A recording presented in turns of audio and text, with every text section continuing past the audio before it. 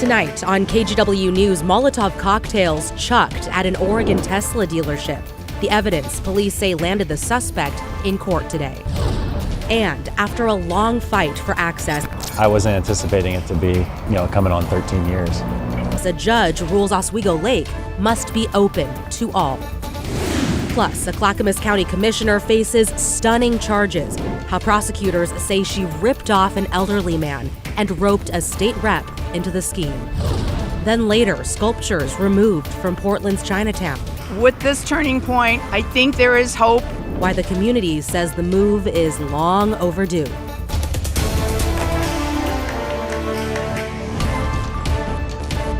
We begin tonight with a breaking traffic alert to tell you about and a crash that has eastbound I-84 shut down in northeast Portland.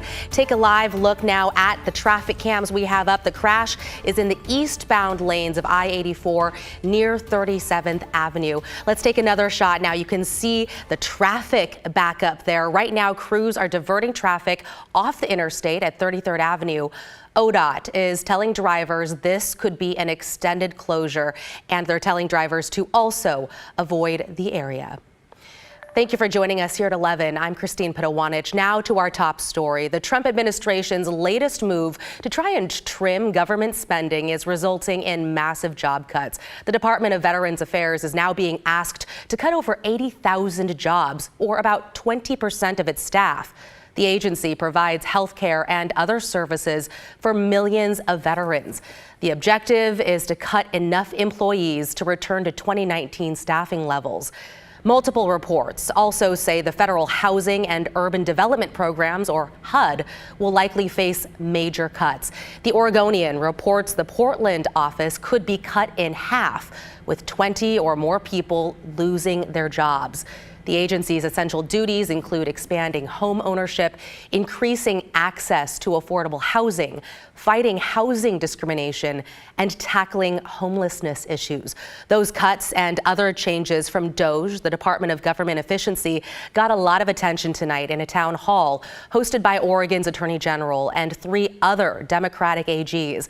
Since the president took office, they have filed half a dozen lawsuits against the Trump administration. Our Alma McCarty is in the newsroom tonight. Alma, those AGs have vowed to continue fighting back. Yeah, Christine, the attorneys general say that this town hall in Arizona tonight was one of several community impact hearings that they're going to be having. They plan to visit other states, Oregon included, to get a sense of how things are going for the public. This after the Trump team and DOGE have slashed government positions and federal funding, with no signs of stopping. Attorney General Dan Rayfield began by telling the audience about 2 federal workers in Oregon unjustly removed, he says, from their positions. One fired from the IRS after decades of public service while he was undergoing treatment for cancer. The second worked for the U.S. Geological Survey in Eugene and was tasked with improving communications in the aftermath of earthquakes and helping scientists researching bird flu. She was fired, Rayfield says, in the midst of trying to close on her first home. She had to back out. And as I sat there and listened, there was one thing that was absolutely missing from the president's comments last night, and that was the impact of the decisions that he and his administration are making that are having on all of our communities across this country. Attendees of the event in Phoenix tonight expressed concerns on a wide variety of issues. Some touched on grant cuts made in the name of DEI that are actually impacting medical testing or teacher training, according to the speakers. Other terminated grants, some said, helped provide food to communities dealing with food insecurity and helped resettle refugees. There was also big discussions on veterans services on the heels of the job cut news at the Department of Veterans Affairs. Some with the VA have already been let go and told leaders the cuts are already hurting real people. I work as a music therapist with veterans who have unique medical challenges, TBI, polytrauma, PTSD, Agent Orange exposure, and for many years the VA has embraced innovative treatments. Since we've been fired, the Phoenix VA has had to cancel a number of music therapy and recreation therapy groups. We're unable to meet staffing ratios in the community living center, and we're unable to provide programming as required by Medicare guidelines. Now, in terms of immediate action, Attorney General Chris Mays of Arizona told reporters they'll be filing a Freedom of Information request tomorrow to the Trump administration, asking just how many people they've fired are veterans or the spouses of veterans. Christine, back to you. We'll wait and see what information they find. Thank you, Alma.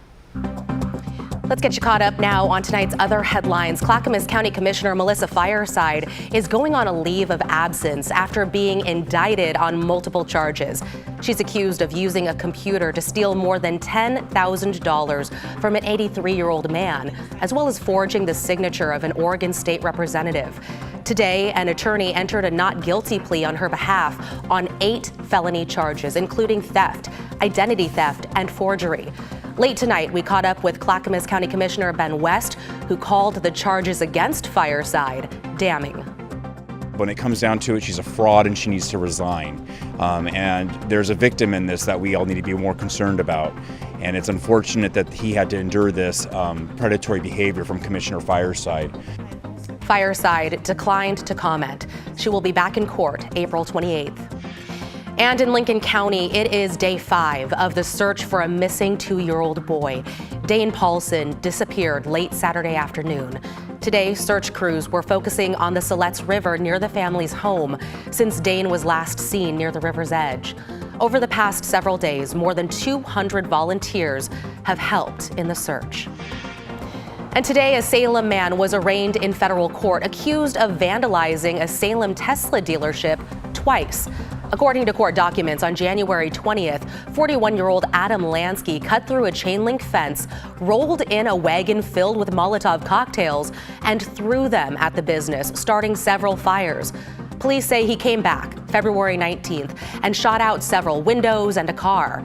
Lansky's car was seen on a patrol car's dash cam, and police say his fingerprints matched ones found on unexploded Molotov cocktails at the dealership. Okay, let's talk weather now with Chief Meteorologist Matt Zaffino. Matt, we are inching toward the weekend, and I cannot wait for the weather. Just crawling right along. Yep. We're going to get there. And you know what? The weather is good, and it's going to be even better for the weekend. But look at this. We captured this time lapse of this strong shower coming off the Cascades, headed towards the valley, and even produced a little bit of a rainbow right there. See it? Watch. The color will hang on for a little while. But as the sun was dropping, as this system was moving out of the mountains, it just totally fell apart. We didn't get any rain in the Portland area, but up around Sandy, they did get some rain from this, and even a couple of lightning strikes up in the Cascades. But now it's mainly clear at 45 degrees. It is going to be a great run of weather to finish off the week. Doppler radar, a few snow showers left in southern Oregon. That's about it. We don't have to worry about any precipitation for several days to come. Now, tomorrow morning, as will the rest of the mornings for the week, be kind of chilly, down to about 35 in Portland. Nothing unusual for this time of the year. But by noontime, we're over 50, and we'll make it up to 60 by about 4 o'clock. Sunset at 6:05 tomorrow as the days here in late winter continue to get longer. So cool mornings, sunny, warm afternoons. But next week is when the rain and mountain snow will come back, Christine. A bit of a change in that forecast.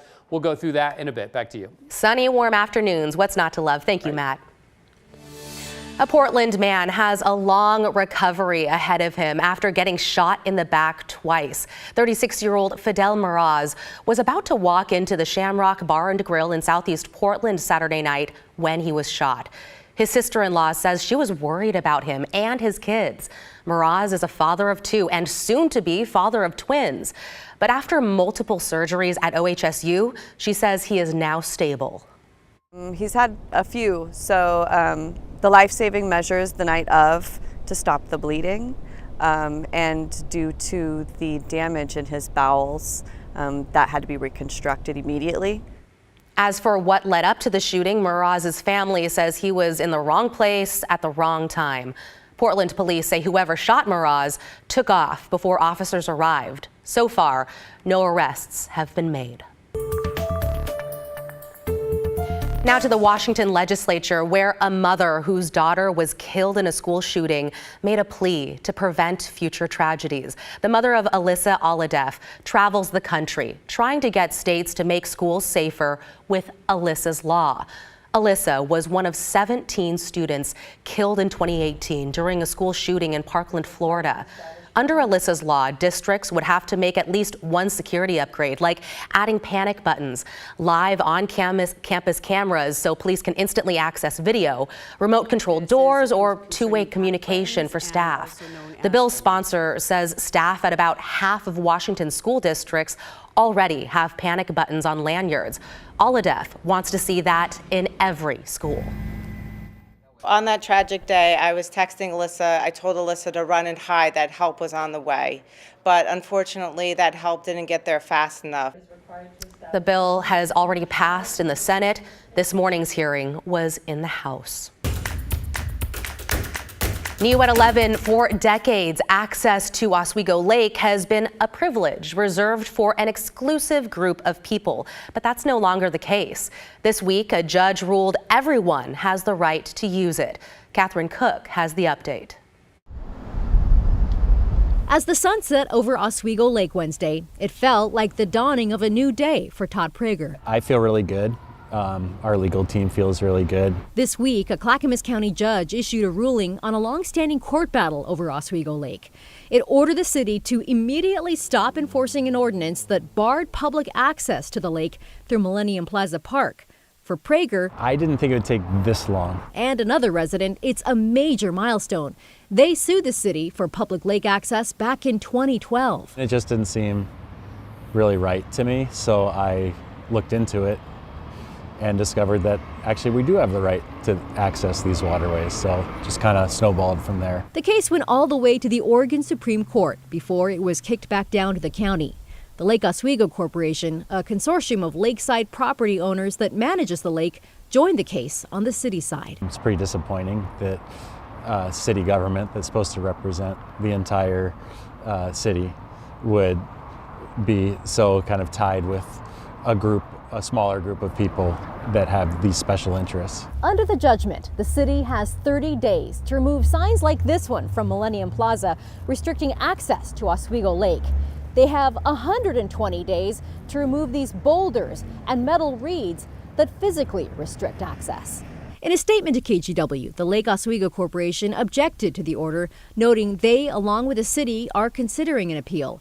They said in part, the result is an oversimplified judgment that purports to allow public access to the lake from Millennium Plaza Park only, but does not give the city adequate time or direction to create safe and compliant access. They also said the order creates a serious risk of future litigation on lake access issues that should have been resolved by this case. Under the ruling, the city can keep the ordinance in place for 2 other downtown parks. Jeff Harris has easement rights to Oswego Lake and read the ruling. It's a little mixed because I understand where they're coming from. He said he and others with lake access pay quite a bit for the privilege and that the fees help maintain the lake. He's not sure if or how the ruling would change that, but his biggest concern is safety. Well, my hope is that there would be some kind of education for people that want to use the lake. So that we're all on the same page. I've seen behavior out here that is not safe. There are a lot of rules that we have to obey on the lake to keep everybody safe. Prager says he'll certainly obey the rules this weekend when he hits the lake. It's supposed to be a nice day, almost 60 degrees and sunny, so that's the plan. In Lake Oswego, Catherine Cook, KGW News.